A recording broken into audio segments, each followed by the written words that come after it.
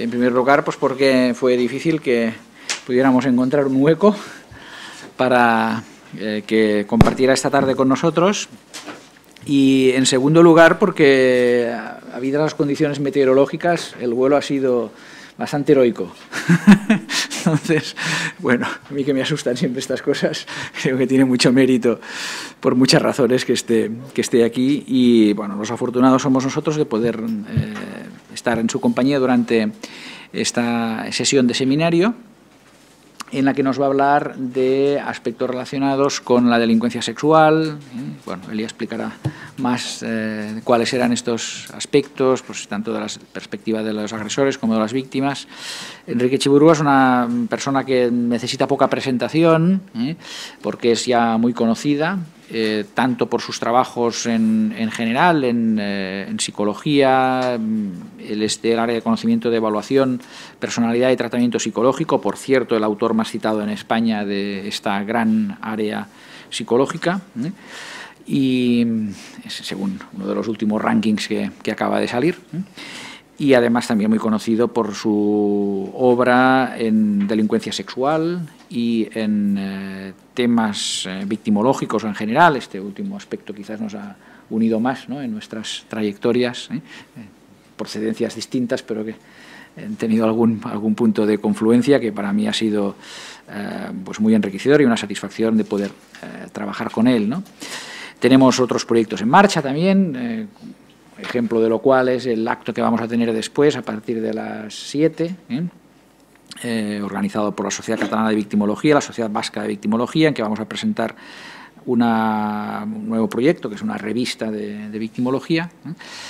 Y bueno, para centrarnos ahora en lo que nos ocupa en esta primera fase de la tarde, pues esto está previsto como un formato seminario. Habíamos tenido otros ya en cursos anteriores, y el objetivo pues es tratar un tema de interés dentro de lo que es la formación del grado de criminología con un profesional de prestigio, y que también sirva como una ocasión para encontrarnos pues personas que estamos en el grado en distintos roles, ya como profesores, consultores, tutores, estudiantes. Hemos conectado este seminario especialmente con algunas de las asignaturas, y por tanto vamos a utilizarlo, o los profesores respectivos van a utilizarlo para preparar algunas actividades en algunas aulas, o en este semestre o en próximos semestres. Y con esto conecto con lo último que quería decir, y es que este seminario vamos a grabarlo, de forma que pueda utilizarse como material docente. Estricto uso de material docente, lo digo porque la idea es que luego haya un poco de debate y, por tanto, que todos los asistentes, y no solo el ponente, pues estén informados de que vamos a grabarlo para esta finalidad, ¿no? Bueno, pues ya sin más preámbulos, te doy la palabra y cuando quieras. Bueno, muchas gracias por tus amables palabras. Bueno, para mí es un placer estar aquí por vez primera, en este caso concreto, en la UOC, y poder compartir con vosotros este tema que resulta, digamos, de tanto interés, por otra parte, y que tanto interés suscita, como es el tema de la violencia sexual, tanto desde la perspectiva de los, digamos, de los agresores, como desde la perspectiva realmente de las víctimas, y como desde otras perspectivas a nivel criminológico y forense, como son el tema de la credibilidad del testimonio en las víctimas, en fin, en distintos aspectos que trataré un poco de desgranar lo que a mí me parece más interesante. Voy a empezar desarrollando unos aspectos relacionados con, digamos, con la violencia sexual en general y con los agresores sexuales en concreto, para pasar luego en una segunda parte a hablar del tema de las víctimas y de las peculiaridades que presentan las víctimas de agresiones sexuales, y finalmente para tocar algunos aspectos relacionados con el tema de la credibilidad del testimonio de pasada, sobre todo desde una perspectiva criminológica. Digo de pasada no porque no tenga interés, sino porque realmente pues, disponemos de un tiempo limitado para todo ello. Bien, empezamos directamente a hablar, entrando ya en materia, de lo que es, por una parte, la violencia sexual. Bueno, la violencia sexual suscita un gran interés y, además, pues es un motivo frecuente que aparece en los medios de comunicación, todo tipo de noticias relacionados con este tipo de fenómeno. Se tiene también la percepción de que la violencia sexual, digamos, va en aumento lo cual no está del todo claro. O sea, parece que, digo no está del todo claro porque no carecemos a veces de datos, de estudios longitudinales que nos permitan poder poner en relación la violencia que hoy se detecta, por lo menos aquella que es visible, ¿no? Me refiero a la que se denuncia, etcétera, con la que ha podido haber, digamos, en periodos distintos. Es evidente que hoy en día hay un aumento mayor de denuncias, pero en parte eso también tiene que ver con que esta violencia se considera algo absolutamente inaceptable y, por tanto, se alienta realmente a las víctimas a que puedan realmente manifestar digamos, la violencia de la que han sido objeto, por tanto, y eso puede encubrir un poco cuál es la situación global respecto a la frecuencia en épocas anteriores. En cualquier caso, sí parece que la violencia sexual tiene mucho que ver en el momento actual con que es una violencia fundamentalmente a nivel urbano, pues con toda la estimulación que se produce a nivel urbano, el anonimato que también se da en entornos urbanos, que me refiero que es más fácil de camuflar que lo que puede existir en ciertos entornos rurales, con que está muy asociada también al consumo de alcohol y drogas, en la medida en que son factores desinhibidores, no solo para los agresores, sino también desde el punto de vista de las víctimas. Quiero decir que cuando hablamos de abuso de alcohol y drogas estamos hablando de los agresores, pero es que también muchas víctimas que consumen un exceso de alcohol y drogas están en una situación más vulnerable para ser objeto de violencia sexual. Y, por otra parte, pues porque hay unos ciertos factores desinhibitorios o una pérdida de inhibidores morales en el sentido religioso o familiar o social del término, pues que hace que ciertas personas que no hayan adquirido unas vías de socialización adecuadas y hayan interiorizado éticamente que este tipo de conductas son inadmisibles, pues realmente puedan implicarse en este tipo de conductas. Bueno, en cualquier caso, o sea, que sí que parece que hay ciertos factores característicos de nuestra época que hacen más probable la aparición de violencia sexual. Digo que, en cualquier caso, vamos a ver, si hablamos de las tasas de prevalencia, la percepción social que hay es que hay más de las que en realidad hay. Si nos atenemos, digo, a datos objetivos concretos, nos encontramos que el nivel de denuncias sobre delitos contra la libertad sexual en toda España, por ejemplo, el año pasado fue de 8.900 casos, de los cuales 1.300 se referían estrictamente a víctimas de violación. Estas cifras son relativamente estables si utilizamos, por ejemplo, un periodo temporal de 10 años. Me refiero que no cambian sustancialmente, pues como no cambia el número de homicidios, por ejemplo, que se mantiene con cifras también relativamente estables, al menos hablando de una serie temporal de los 10 últimos años. ¿Y esto es mucho o es poco? Vamos a ver. Si hablamos, por ejemplo, de la población general, hubo un estudio que precisamente se llevó a cabo en Cataluña en el año 2010, o sea, es relativamente reciente y además está aplicado a vuestra propia realidad, a Cataluña. Se hizo un estudio de victimización en población general. Entonces se preguntaba a chicas mayores de 18 años si habían sufrido realmente algún tipo de violencia sexual y se informaba en concreto de que había un 2,9% de la población que había registrado, digamos, algún tipo de violencia sexual grave.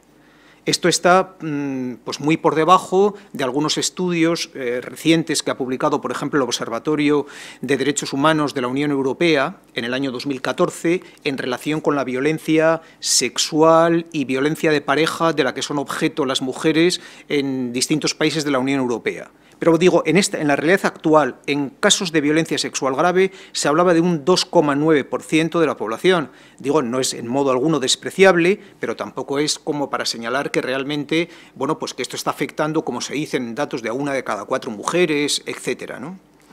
Y si nos atenemos a otro dato, y termino ya con esto, de hablar de datos, por ejemplo, del número de personas encarceladas por delitos de agresiones sexuales, pues en concreto, en las cárceles españolas, el porcentaje de presos sexuales que existe es de un 5% de la población penitenciaria, o sea, aproximadamente unas 3.000 personas están recluidas en prisión por delitos contra la libertad sexual. Digo que es como el 5% de toda la población penitenciaria, no es, por tanto, ni el delito más frecuente ni el más llamativo. Hay que tener en cuenta que, por razones que ignoro, por ejemplo, si comparamos este dato con Francia, pues la tasa de prevalencia de personas encarceladas por delitos sexuales es del 22%. Es decir, 4 veces más de la que hay en España. Digo que no he estudiado el dato y ni tengo tampoco ninguna explicación para explicar este hecho, pero, en fin, serían algunos de los datos que quería realmente señalar. Bueno, por otra parte, es verdad que cuando estamos hablando de la violencia sexual hay una cierta tendencia a la ocultación de esta violencia por parte de las víctimas. Y esta tendencia pues, tiene que ver a veces con actitudes de vergüenza o de miedo a las represalias que presentan algunas víctimas, mucho más cuando el agresor está cercano en su entorno familiar o social, etcétera, a la víctima. A veces ha existido también el temor a ser incomprendidas, especialmente cuando ha habido casos de menores, de abuso sexual en entornos intrafamiliares o en entornos cercanos, como en colegios, etcétera. Y también, cuando se refiere a esta violencia sexual intrafamiliar, pues hay una cierta, a veces, repugnancia a revelar interioridades familiares, sobre todo que están afectando a personas con las que se mantienen relaciones, digamos, ambivalentes, ¿no? Donde hay unas relaciones de afecto y de cariño y al mismo tiempo se ha abusado, esas personas se han constituido en abusadores sexuales y esto dificulta, lógicamente, el que todo esto salga, por así decirlo, a la luz. En cualquier caso, cuando estamos hablando, y esto tiene que ver para lo que voy a decir a continuación, para las soluciones que se han prestado o que se han propuesto para hacer frente a la violencia sexual en los agresores, hay que tener en cuenta cuáles son las funciones que desempeña la violencia sexual en un agresor. Hombre, parecería que lo más obvio sería decir que desempeña unas funciones sexuales, ¿no? Es decir, que lo que intentan pues, muchos agresores sexuales es tener una satisfacción sexual, digamos, por las malas, pues cuando no tienen acceso a poder llegar a esa relación sexual por las buenas, por así decirlo, ¿no? Pero junto a ello, también muchas veces la violencia sexual desempeña otras funciones que no son sexuales estrictamente. Es decir, sin entrar, hay situaciones a veces de poder o de dominio cuando se quiere sojuzgar realmente a la víctima.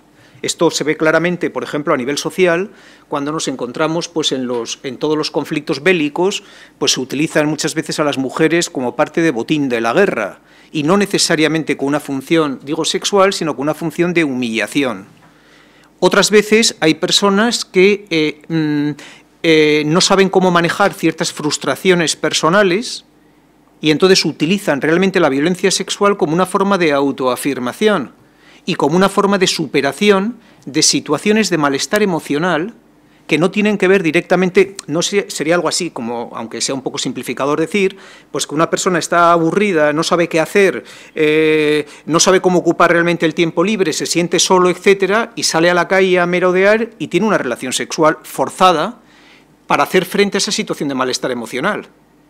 Quiero decir, esto no quiero simplificar porque el tema es complejo, lo que quiero indicar es que, insisto, que la violencia sexual no responde necesariamente a motivaciones sexuales. Es decir, esta idea que tenemos que el agresor sexual es una persona que está pues, más salido que una mona, bueno, es verdad que a veces lo está, pero en fin, pero en muchos casos no siempre es así, con lo cual algunas de las soluciones propuestas que se han hecho, me refiero como soluciones como lo que se ha llamado la castración química o la castración quirúrgica que se ha propuesto en Estados Unidos, pues no funcionan. En algunos casos pueden funcionar parcialmente, pero en otros no. Entonces, con esto quiero decir que el fenómeno, por tanto, es más complejo motivacionalmente de lo que parece a primera vista.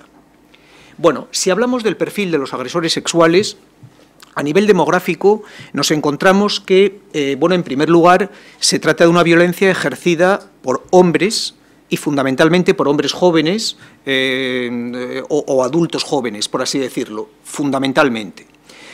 Por varios motivos. Bueno, quiere decir que la violencia sexual es desconocida prácticamente desempeñada por una mujer, otra cosa es que funciona a veces en ciertos grupos como niveles de complicidad, pues lo cual tiene que ver con algunos factores biológicos, como la mayor incidencia, por ejemplo, del comportamiento de ciertas hormonas, como la testosterona en el caso de los varones, como en el caso de los machos de otros mamíferos también, que eso hace que pueda haber una mayor, digamos, inclinación o mayor presencia o acercamiento sexual que por parte realmente de las mujeres, y también la presencia de comportamientos agresivos a nivel biológico, que son característicos también más en los varones y en los machos de distintas especies que en las mujeres. Y no olvidemos que cuando hablamos de agresión sexual, sexual es el adjetivo y agresión es el sustantivo. Y, por tanto, el componente violento, por tanto, está ahí realmente presente, ¿no? Entonces, estas son, me parece, algunas de las circunstancias que podrían explicar ese hecho. Por otra parte, generalmente existen personas con un nivel cultural más bien bajo, con un historial familiar problemático y muy vinculado realmente al consumo de alcohol y drogas. Fundamentalmente porque el consumo de alcohol y drogas facilita un comportamiento desinhibidor. Es decir, hay cosas que en condiciones normales nosotros consideraríamos que están mal hechas, pero bajo los efectos del alcohol y de las drogas, pues ese efecto inhibidor es menor. Es decir, probablemente lo que diferencia a un agresor sexual de uno que no lo es, no es el que no le gustaría tener relaciones sexuales con ciertas chicas, que eso les pasa a mucha gente, sino realmente el que una persona normal tiene la capacidad de inhibir ese deseo sexual en el caso de que la otra persona no vaya a acceder a ese nivel de requerimiento. Es decir, nosotros tenemos unas estructuras subcorticales a nivel cerebral, lo que llamamos el área del sistema límbico, del núcleo accumbens, etcétera, en donde la perspectiva de experimentar un nivel de placer, no solo sexual, sino también de otra índole, nos provoca un nivel de activación. Pero todo eso está filtrado por lo que llamamos los lóbulos prefrontales, que son los específicamente de la especie humana, y concretamente pues, el córtex orbitofrontal y el córtex dorsolateral, que lo que hacen es, tiene una función ejecutiva de tomar decisiones acerca de si esos deseos subcorticales son adecuados o no al contexto en concreto en que una persona se encuentra. Bueno, entonces lo que falla en estas personas fundamentalmente son estos mecanismos inhibitorios que en parte pueden estar asociados, como digo, aunque no exclusivamente, al consumo de alcohol y drogas. Bueno, por otra parte, desde el punto de vista psicológico, muchos de estos agresores sexuales son personas con una baja autoestima en la esfera afectivo-erótica, con una búsqueda de sensaciones altas, es decir, son lo que coloquialmente llamamos buscadores de emociones fuertes, por así decirlo. Presentan una excitabilidad sexual alta, aunque digo no en todos los casos. Hay un fallo en los mecanismos de inhibición, y eso sí que es muy importante en este tipo de personas, y presentan a veces unas estrategias de afrontamiento inefectivas. ¿Qué quiere decir eso en la práctica? Pues que ante las situaciones de malestar que las personas tenemos en nuestra vida cotidiana, me refiero de frustraciones en relación con nuestra relación de pareja, con la educación de nuestros hijos, con expectativas laborales que pueden frustrarse en un momento determinado, etcétera, pues manejamos unos recursos psicológicos para hacer frente a esas circunstancias. Pues bien, estas personas frecuentemente fracasan, no cuentan con esos recursos psicológicos para hacer frente a los malestares de la vida cotidiana y frecuentemente se pueden embarcar entonces en buscar emociones fuertes que tengan una labor, por así decirlo, compensatoria de su nivel de insatisfacción que pueden tener. Bueno, al margen de que hagamos luego un coloquio, me podéis interrumpir también en cualquier momento para que comentemos lo que estiméis oportuno. Bueno, y desde el punto de vista interpersonal, son personas que tienen pocas habilidades y valores prosociales, o sea, que son personas torpes en sus relaciones interpersonales, manifiestan comportamientos agresivos, quiero decir que frecuentemente tienen un nivel de un patrón antisocial. Es decir, muchos de los agresores sexuales pueden ser específicamente, pues como puede existir en ciertos casos de pederastas o estos casos que salen a relucir entre pues, curas que han ejercido un abuso sexual, etcétera, pues tiene un perfil estrictamente sexual. Pero hay otras personas en donde el comportamiento sexual funciona como una especie de, digamos, está dentro de su carrera delictiva. Y entonces son personas que cometen hurtos o cometen robos o cometen agresiones sociales y también cometen agresiones sexuales. Bueno, lo que pasa es que en estos casos a veces hay que distinguir lo que es el criterio de la diferencia que hay entre un violador ladrón de un ladrón violador, que son cosas algo distintas. Quiero decir, si nos encontramos ante un violador, es decir, ante un agresor sexual específicamente con este problema, a veces puede robar algunos objetos de la víctima, pero generalmente objetos que tienen un valor de fetiche. Me refiero que puede ser un objeto que tenía la víctima, ropa interior, un complemento como un bolso, como algún aspecto que le pueda realmente recordar a la víctima y que lo tenga como trofeo de guerra, por así decirlo, ¿no? En cambio, cuando estamos hablando de los ladrones violadores que van a robar a una persona y ya que ahí hay una chica que es más o menos atractiva y que está sola, pues ya aprovechamos el viaje para llevar a cabo esa agresión sexual. Es otro perfil distinto de lo que nos podemos realmente encontrar. Bueno, por otra parte, también presenta una facilitación de la violencia en el grupo de referencia. Quiere decir que hay personas que funcionan como jaurías de lobos, o sea, que son como depredadores sexuales que se están reforzando recíprocamente. Y finalmente, en muchos casos, hay una ausencia de empatía, es decir, que tienen en ese sentido, pueden tener un componente psicopático en el sentido de que no son sensibles al sufrimiento de la víctima, o sea, al sufrimiento que se le produce a la víctima, mucho más todavía si se trata de una menor o un menor en donde se está además hipotecando lo que va a ser el desarrollo afectivo y emocional futuro de esa persona, etcétera, ¿no? Entonces, estas son algunas de las limitaciones psicológicas importantes que se observan en estas personas. Bueno, ¿qué es lo que hace que haya personas que sean lo que se ha venido a llamar como adictos al sexo? Al sexo, me refiero al sexo en el caso de la violación. También hay adictos al sexo, pero si pagan por ello y acuden tienen un recurso a prostitutas, etcétera, bueno, pues eso no... Bueno, o tienen mucho éxito con las mujeres, vamos, pero eso ya son otras cuestiones distintas que no tienen nada que ver con el aspecto criminológico. Entonces, para explicar esa adicción al sexo, lo que viene a explicarlo es la conducta tan persistente que presentan muchos agresores sexuales. Hay dos mecanismos que son muy importantes. Por una parte, muchas de estas personas no solo es que lleven a cabo conductas de agresión sexual, sino que en sus fantasías sexuales, cuando llevan a cabo, por ejemplo, conductas masturbatorias, tienen imágenes, reproducen imágenes de sus proezas, entre comillas, anteriores, con lo cual asocian la conducta, digamos, la conducta agresora pasada a nivel de fantasía con el placer que les reporta realmente la masturbación, y eso contribuye a hacer más probable la aparición de esta conducta en ocasiones sucesivas. Y también hay un reforzamiento a veces negativo, que consiste fundamentalmente en que muchas de estas personas, como he dicho antes, se encuentran con un nivel de malestar. Es decir, se encuentran aburridas, se encuentran irritadas, se encuentran deprimidas o ansiosas por circunstancias no sexuales, o sea, por circunstancias de su entorno. Si esas personas en ese momento se masturban con ese tipo de imágenes, esa conducta de repente le distrae del malestar que tienen, con lo cual es otro componente que contribuye a hacer más probable la aparición de conductas futuras. Además, también algunas de estas personas lo que mantiene este problema es que llegan a negar o minimizar el problema. Es decir, cuando una persona no tiene un componente psicopático, ¿qué es lo que ocurre? Pues hombre, que una persona se da cuenta de que eso que está haciéndolo está mal, desde una perspectiva ética, y además está haciendo daño a otra persona.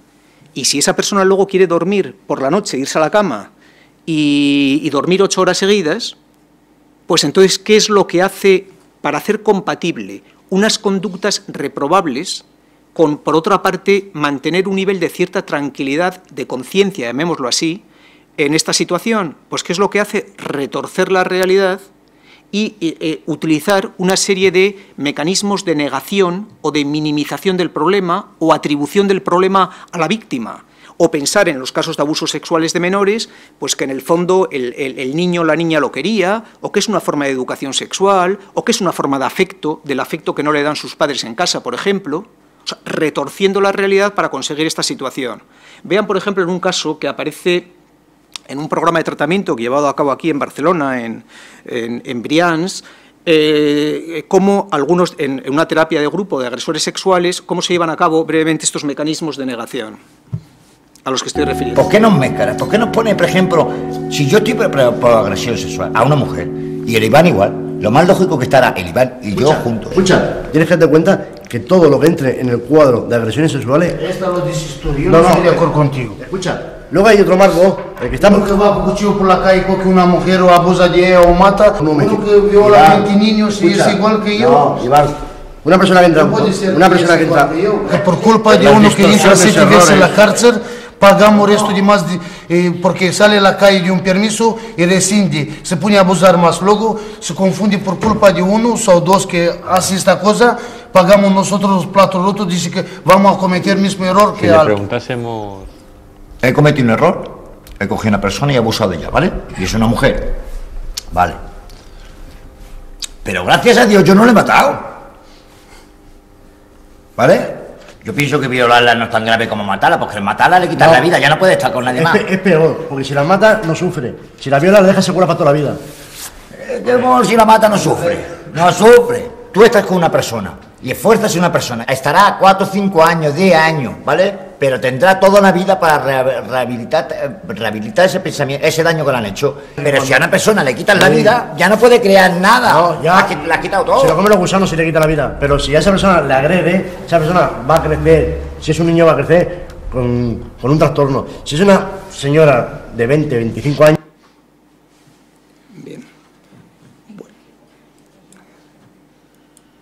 Bien, ¿veis a lo que me refería cuando estoy hablando? Ahí ves los mecanismos de negación o minimización o de quitar importancia a lo que ha ocurrido, ¿no? Comparándolo con que, bueno, que lo grave es matar, no violar a una persona. Bueno, son esos mecanismos que son muy habituales en el ámbito de los agresores sexuales.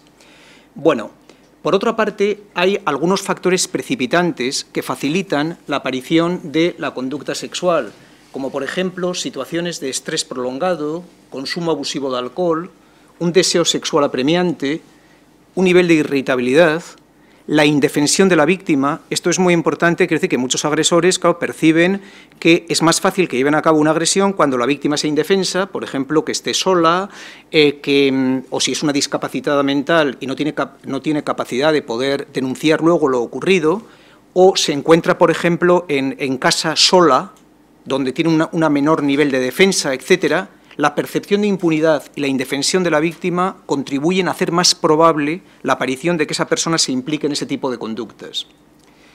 Bueno, cuando hablamos de los agresores sexuales, existen agresores sexuales de distintos tipos. No todos son iguales. Vamos a ver, si especificamos en general, yo diría que hay como 3 grandes grupos de violadores, que serían los violadores ocasionales, los violadores delincuentes y los violadores psicopáticos. Y algunos de ellos con un perfil sádico, como ahora comentaré.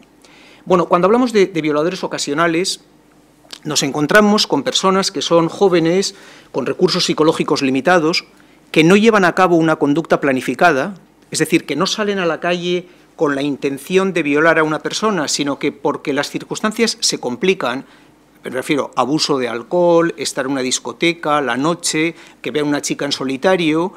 Todo ello puede llevar a cometer una conducta sexual una agresión sexual que previamente no estaba planificada. En ese contexto de influencia de alcohol y drogas, en una situación de excitación sexual, por ejemplo, en el entorno de una discoteca, como digo antes, normalmente cuando ejercen una violencia, es una violencia limitada al objetivo, es decir, es la violencia instrumental que necesitan para, digamos, sojuzgar la voluntad de la víctima. No se ensañan, no se recrean en causar un dolor en la víctima más allá de lo que es necesario para reducirla porque la víctima no accede a sus imposiciones. Y estas personas en general presentan un buen pronóstico. Quiero decir que cuando estamos hablando de ese concepto del agresor sexual, ya que lo es para toda la vida, que no tiene solución, este perfil al que estoy refiriéndome, en general, presenta un buen nivel de rehabilitación si es realmente autocrítico con el tipo de conducta que ha llevado a cabo y al margen de que, por supuesto, tenga la responsabilidad penal y tenga que hacer frente a su responsabilidad por haber cometido un delito grave, como es una agresión sexual, las posibilidades de recuperación son realmente altas. Por otra parte, nos encontramos con personas, con psicópatas sexuales, que presentan un perfil distinto. Se trata de personas impulsivas, muy frías emocionalmente, violentos, y cuando digo violentos ya no es la violencia instrumental necesaria para sojuzgar a la víctima, que no presentan escrúpulos ni que tienen que retorcer la realidad porque realmente pueden llevar a cabo una agresión sexual, a continuación irse a una hamburguesería, pedir una hamburguesa, alquilar una película porno en un videoclub e irse, verla y a continuación meterse en la cama y dormir 10 horas. Y en todo caso al día siguiente mirar en el periódico o mirar en internet, en alguno de los periódicos, a ver si trae alguna noticia de la proeza que ha llevado a cabo la noche anterior.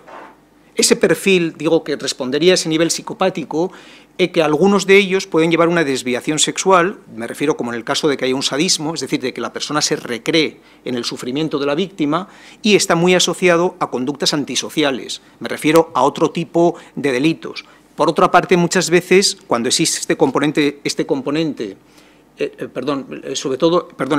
sexual, el componente sádico, pues pueden llevar a cabo conductas especialmente humillantes para la víctima. Por ejemplo, el hecho de que se impliquen o de que fuercen a la víctima, y además inicialmente, pues a tener relaciones que habitualmente una víctima no accede en ningún caso a ello, como pueden ser, por ejemplo, digamos, la violación anal, por ejemplo, o que lleven a cabo conductas especialmente humillantes para la víctima, como pueden ser, pues qué sé yo, orinar encima de su cuerpo, por ejemplo, o expulsar o eyacular encima de su cara, por ejemplo, o meterles un botellín de cerveza en la vagina, por así decirlo, ¿no? O sea, ese tipo de conductas que denotan ya realmente un nivel de ensañamiento, de recrearse en el sufrimiento de la víctima, presentan un componente ya, digo, psicopático de carácter sádico, porque lo que les excita ya no es solamente el sexo, sino es ver la cara de terror o de pánico que presentan las víctimas. Estos casos son afortunadamente poco frecuentes, son los menos frecuentes de todos los agresores sexuales, pero los pocos que hay son muy reincidentes, es decir, cometen, por así decirlo, muchos actos.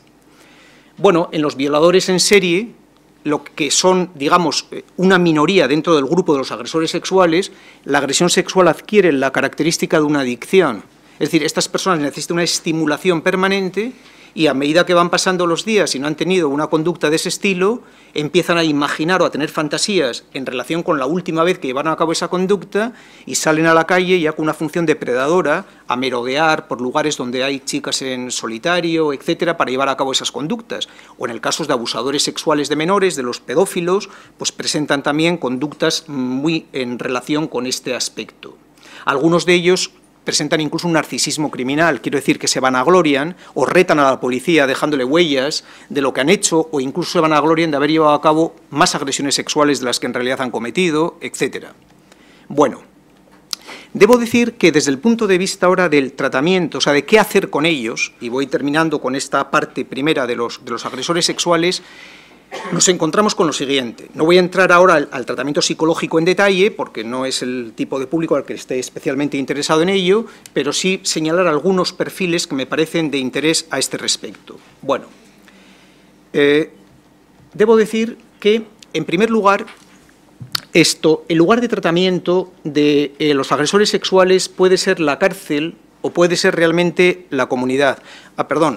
Antes de entrar en estos aspectos de tratamiento, debía hacer aclaración de que dentro de los delitos sexuales más habituales en nuestro medio, digo que no lo he aclarado antes, pues son, bueno, como ya lo conocéis, fundamentalmente el ámbito de las violaciones, o bueno, delitos contra la libertad sexual, pero muy específicamente el ámbito de las violaciones, el ámbito del exhibicionismo, por así decirlo, que ofrece menos problemas porque no implica una agresión directa contra la víctima, y finalmente el ámbito, digamos, de los delitos de abuso sexual de menores, lo que se ha llamado, y ahí se mezclan mucho los términos, se ha hablado de pedofilia, de pederastia, de abuso sexual de menores, y esto es un poco confuso.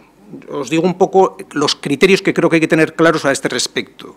Cuando hablamos de pedofilia, estamos hablando de un trastorno psicológico que se refiere a cuando una persona experimenta una excitación sexual exclusiva por menores prepúberes que pueden ser del mismo sexo o de sexo opuesto, según se trate de una pedofilia homosexual o heterosexual.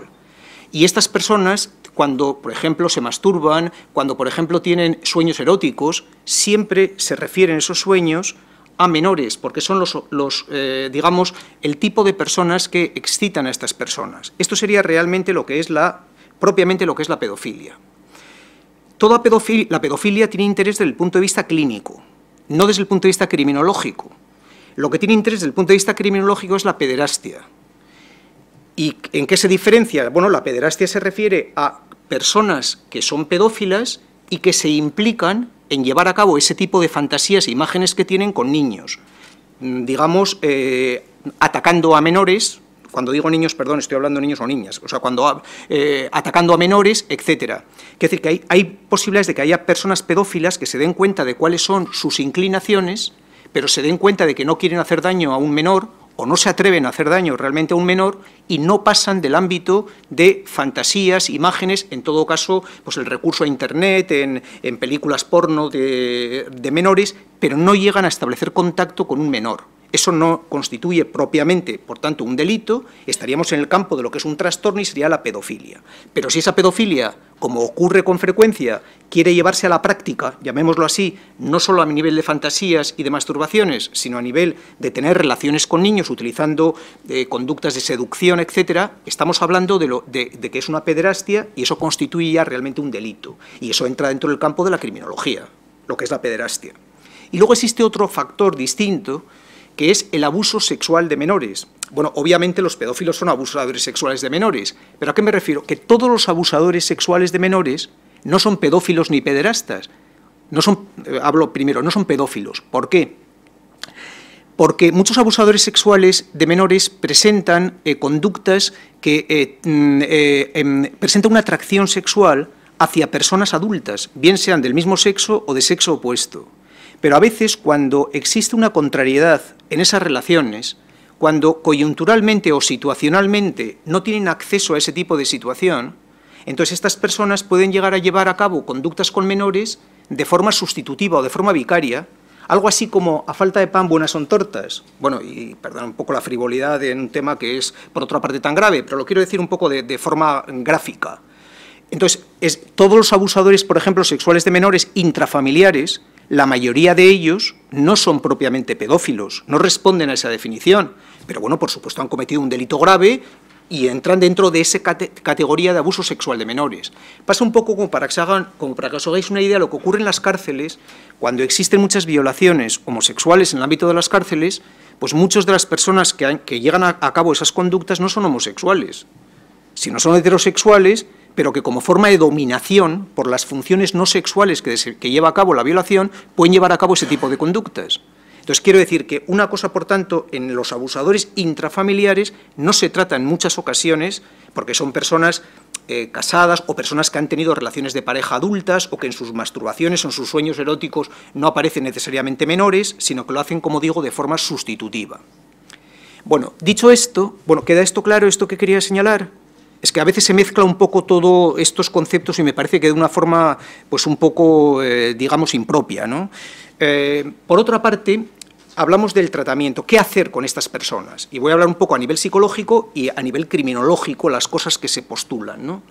Vamos a ver, a nivel psicológico, el tratamiento se puede llevar, en primer lugar, en dos lugares distintos, o en la cárcel o en la comunidad.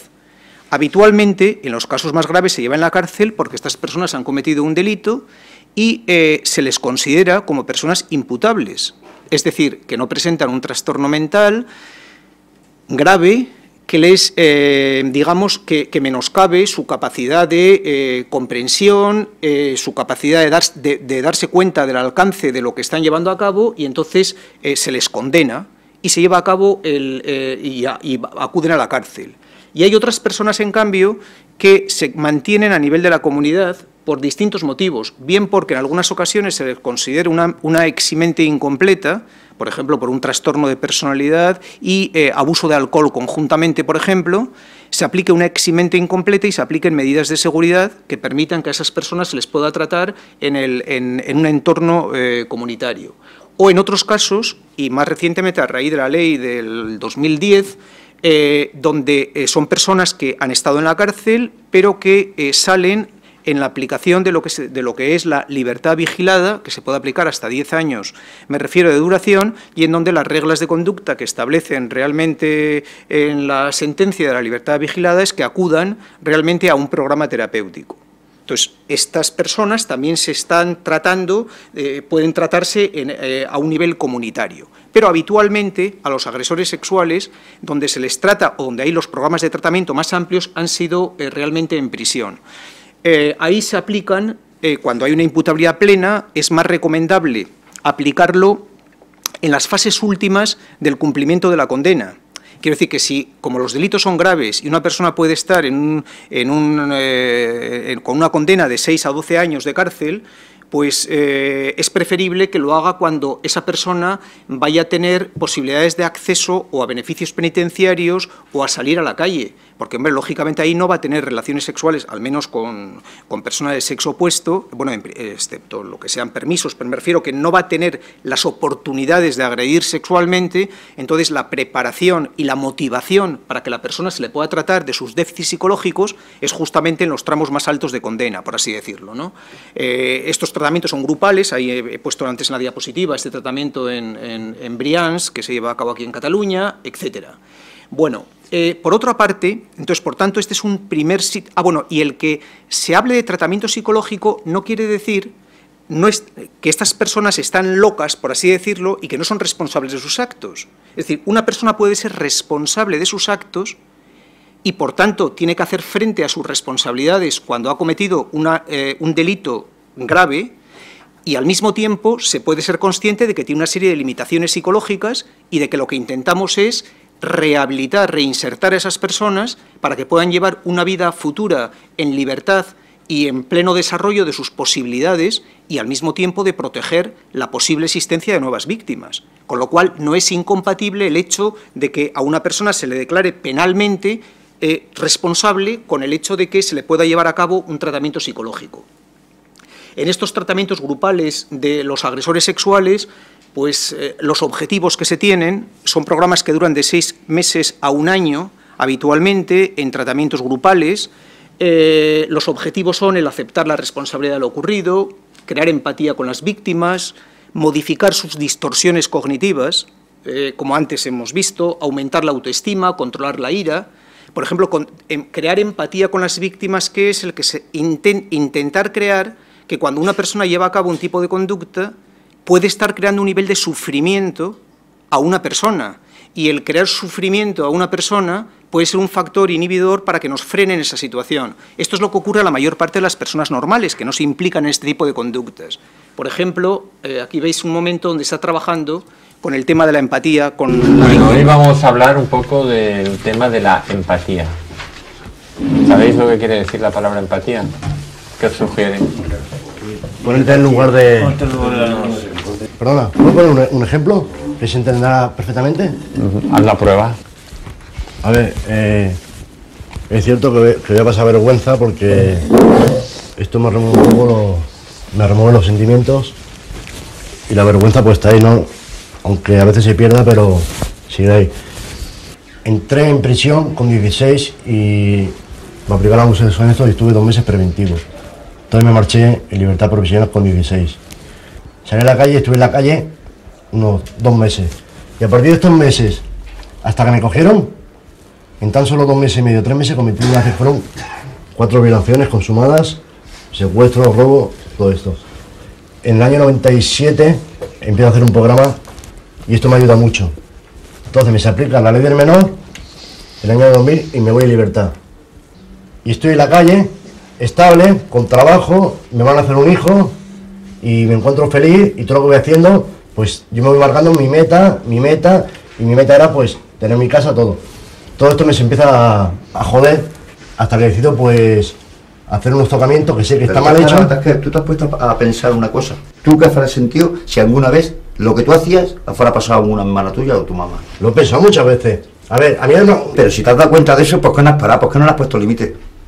Porque a veces intentas poner límite y sabes que está mal hecho, pero tú corres como que no pasa nada, no pasa nada. Y es una fuerza interior que puede más que tú. Un momento, que te lo explico de otra manera. Uno puede estar muy atento a las necesidades de los demás, siempre y cuando no tenga una necesidad propia mayor. Yo no lo veo lógico.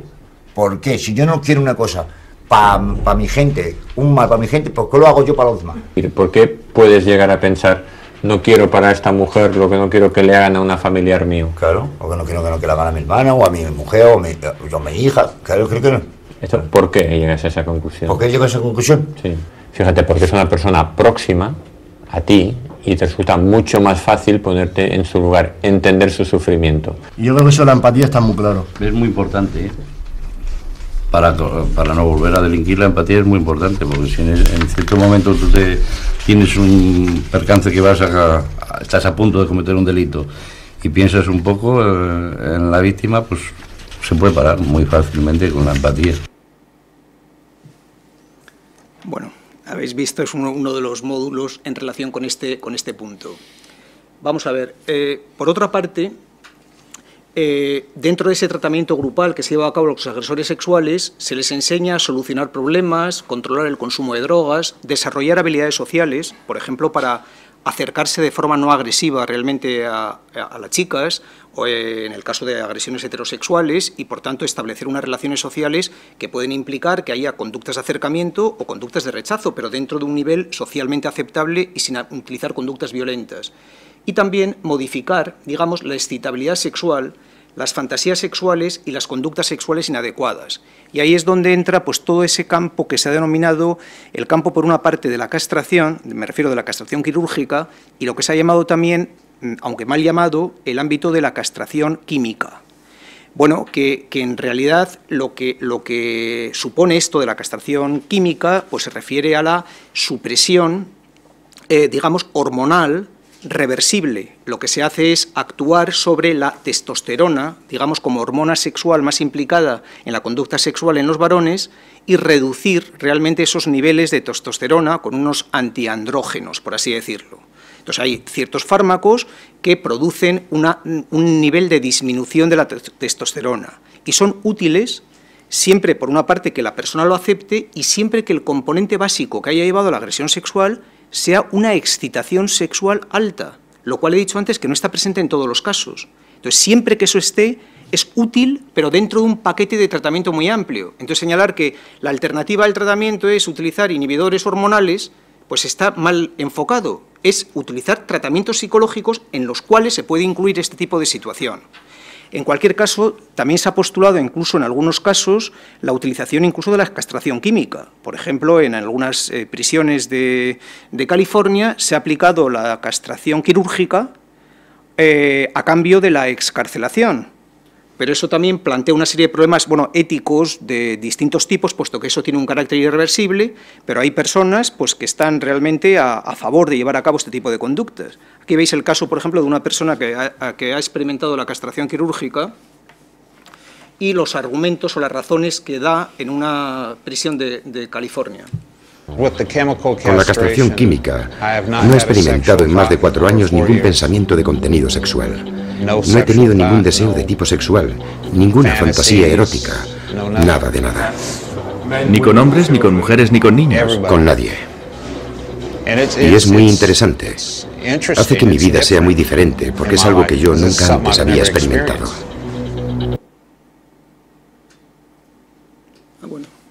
Bueno, esta es una persona que fue objeto de una castración quirúrgica, claro que puede tener efectos secundarios, muchas veces es el enlentecimiento del metabolismo que lleva a un nivel de obesidad. Claro, en este caso no sé si, claro, porque en Estados Unidos hay mucho obeso también de otro tipo, vamos, no necesariamente, pero que podía ser una de las consecuencias en este aspecto. Es un aspecto controvertido éticamente, etcétera, y ahora no voy a entrar realmente en ello.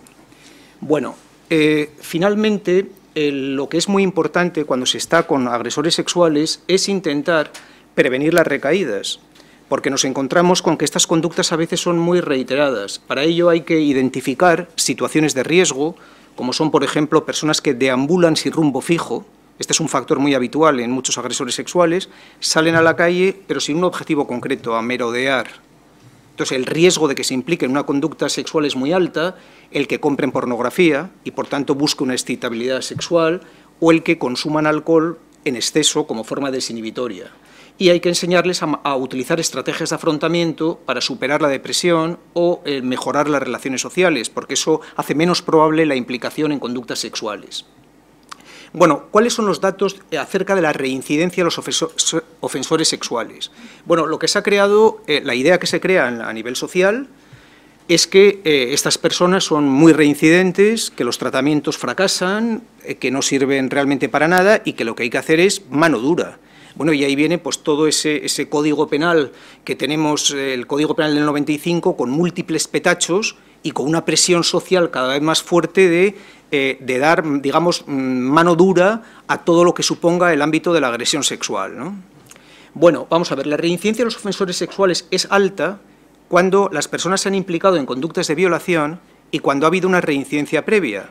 Es decir, que si una persona ha cometido 3 delitos sexuales, tiene una mayor probabilidad de cometer un cuarto que una persona que haya cometido un primer delito sexual y que, como he dicho antes, en algunos casos puede limitarse a esa única conducta y máxime si se le apoya psicológica y socialmente para hacer frente a esa situación.